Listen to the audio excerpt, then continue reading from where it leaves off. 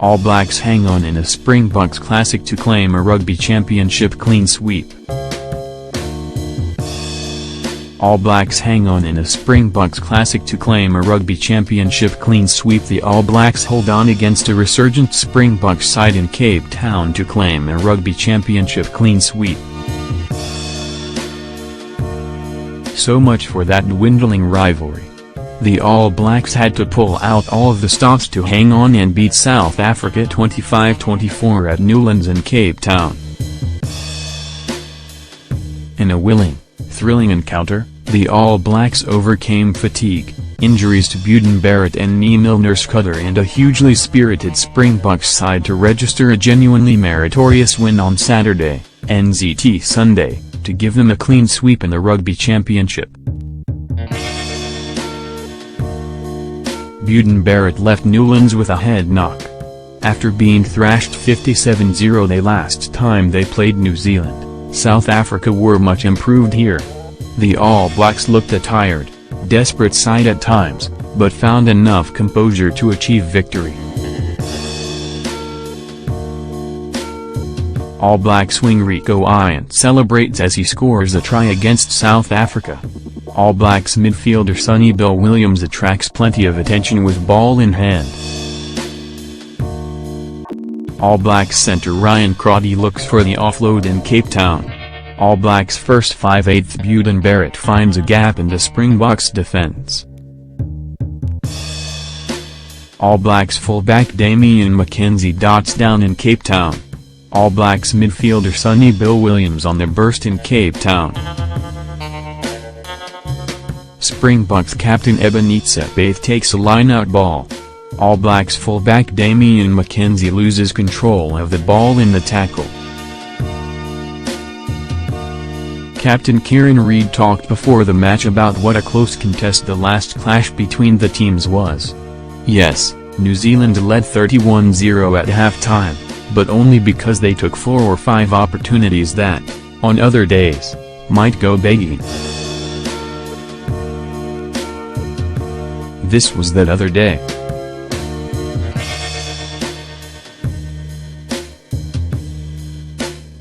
The All Blacks had any number of first-half chances, stringing together some thrilling passages of play, not least of which during an extraordinary 10-minute spell after the halftime hooter, with only Ryan Crotty try to show for it.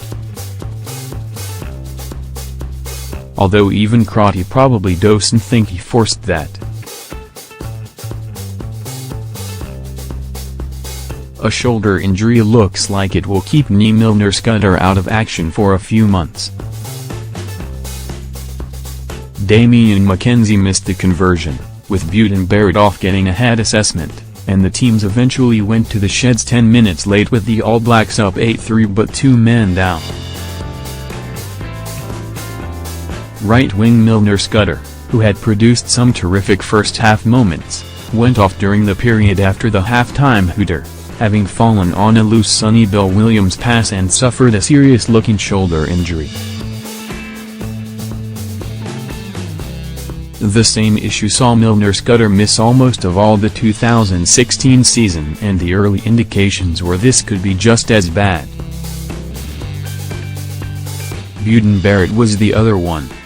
His perseverance had created Crotty's 33rd-minute try, but he was then taken straight up the tunnel. It had been a captivating opening 50 minutes, in the end, with hardly a single scrum staying up, both teams playing with huge intensity, some thrilling All Blacks counterattacks, but just not the accuracy to finish. Hooker Malcolm Marx was immense for South Africa, stepping up in the second half. Having come into this match as the hottest of favourites, the All Blacks were suddenly at long odds to keep their 5-game winning streak against the Springboks alive. 5 minutes into the second spell the All Blacks trailed 10-8, following a Ross Cronje try. Coach Steve Hansen's response was to spell the entire front row, with Wyatt Crockett, Cody Taylor and Ofatunga Fassi trotting on for Kane Hames, Dane Coles and Nepo Laulala. Hames had been good again and is proving a good little addition to this team, in Joe Moody's absence. Matt Todd replaced Sam Cane at openside flanker as well. Fatigue was always going to be a massive factor this week and, with more than half an hour remaining, the All Blacks had introduced almost every fresh leg they had. Sapoga then missed a long-range penalty, in the 51st minute. New Zealand don't kick for goal a lot, but every point and every chance to catch some breath, was clearly going to be critical from here. The All Blacks weren't quite looking for a miracle, but definitely a lift, and it came in the 60th minute when left wing Rico Ian picked up a stray pass and scooted 80 meters to score. Sapoga converted and the score was suddenly 15-10. When a try to replacement Jean-Luc Dupreez put the Springboks up 17-15, the All Blacks looked shot. But Havili and McKenzie combined to put the latter over, with 10 minutes to go.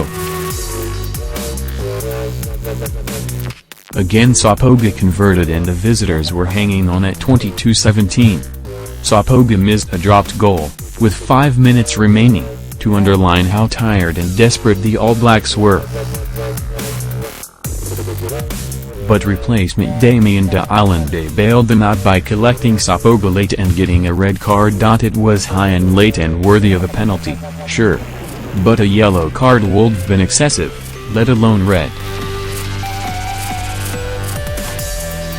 Sapoga dusted himself off and put New Zealand 25-17 up with just over 3 minutes to play.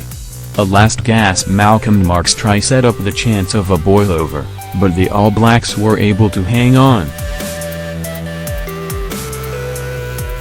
New Zealand 25, Ryan Crotty, Rico Ian, Damien McKenzie tries, Beauden Barrett pen, Lima Sapoga 2 con, pen, South Africa 24, Ross Grange, Jean-Luc Dupreez, Malcolm Marx tries, Elton Jantjies pen, 2 con, Andrew Pollard con.